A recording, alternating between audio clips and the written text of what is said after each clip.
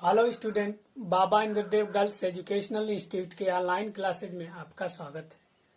DElEd second semester के प्रारंभिक शिक्षा के नवीन प्रयास में हमारा आज का टॉपिक है 1833 का आज्ञापत्र। तो आइए जानते हैं 1833 का आज्ञापत्र क्या था।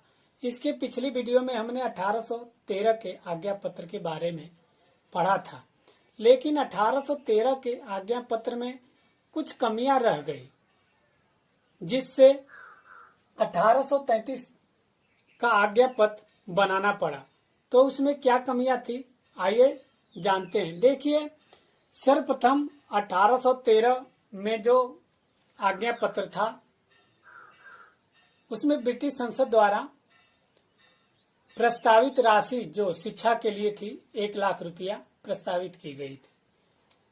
तो उसमें चूंकि वो 1 लाख रुपया शिक्षा पे खर्च करना था, लेकिन जो शिक्षा देने वाले पदाधिकारी थे वे उस रुपये का सही प्रयोग नहीं कर सके और भारतीयों को शिक्षा सही दिशा में नहीं दिए, जिससे ब्रिटिश संसद संतुष्ट हो सके।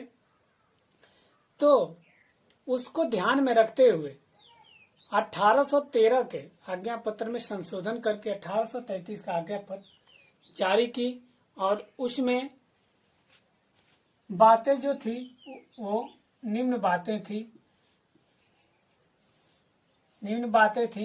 तो आइए जानते हैं क्या निम्न बातें थी।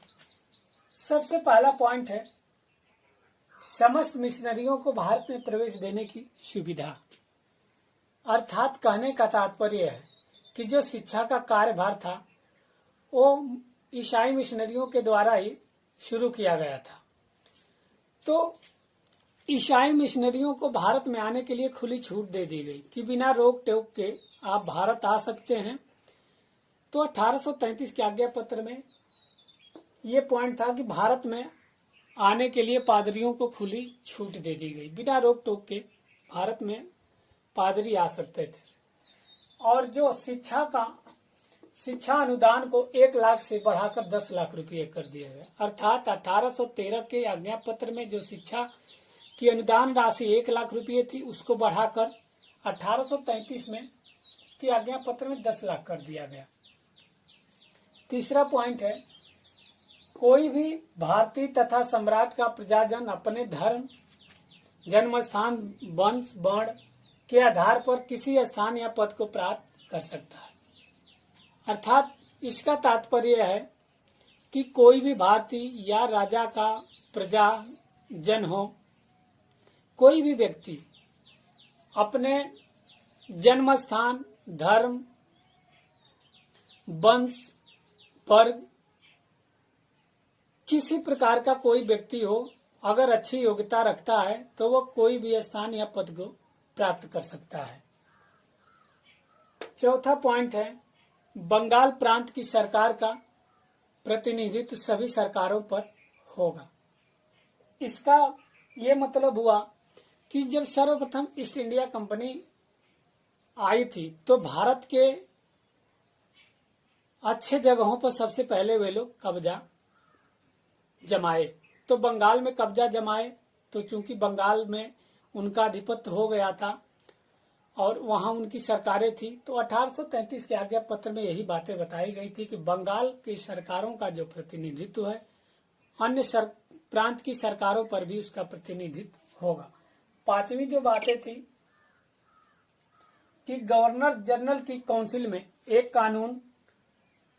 कानूनी सदस्य को और बढ़ा दिया गया। जो उसमें ब्रिटिश गवर्नर जनरल में जो कानूनी सलाहकारों की जो संख्या थी उसमें एक और सदस्य को बढ़ा दिया गया।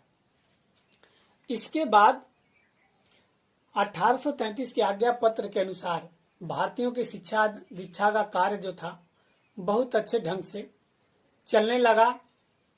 और चूंकि इस नियम के अनुसार कि कोई भी भारतीय या किसी भी राजा का प्रजाजन अपनी योग्यता के अनुसार धर्म, जाति, वंश, वर्ण के आधार पर कोई भी स्थानीय पद प्राप्त कर सकता है। तो भारतीयों में भी इस पद को प्राप्त करने की लालसा जगी और वे शिक्षा में बढ़ चढ़ के हिस्सा लेने लगे और अंग्रेजी शिक्षा के प्रति जागरूक हुए और धीरे धीरे अंग्रेजी शिक्षा का प्रचार प्रसार बढ़ा। और उसके बाद 1834 में लॉर्ड मैकाले को प्रथम बार गवर्नर जनरल के रूप में ब्रिटिश काउंसिल का सदस्य बनाया गया। क्वेश्चन यहाँ पूछ देता है कि लॉर्ड मैकाले ब्रिटिश संसद का गवर्नर जनरल कब बना, तो 1834 में बना और 1834 में ही भारत लॉर्ड मैकाले आया। क्वेश्चन 2015 बैच के बीटीसी में पूछा था कि लॉर्ड मैकाले भारत कब आया था, तो बहुत इंपॉर्टेंट क्वेश्चन है। और उसके बाद ये लेसन हमारा समाप्त होता है और इस लेसन से संबंधित, क्योंकि हमारा लेसन था स्वतंत्रता से पूर्व की शिक्षा, इस लेसन से संबंधित जो भी अति लघु उत्तरी क्वेश्चन है हम इसके अगली वीडियो में करा देंगे। 9-10 अति लघु उत्तरी क्वेश्चन करा देंगे। उसके बाद हमारा अगला लेसन रहेगा लॉर्ड मैकाले की शिक्षा नीति। धन्यवाद।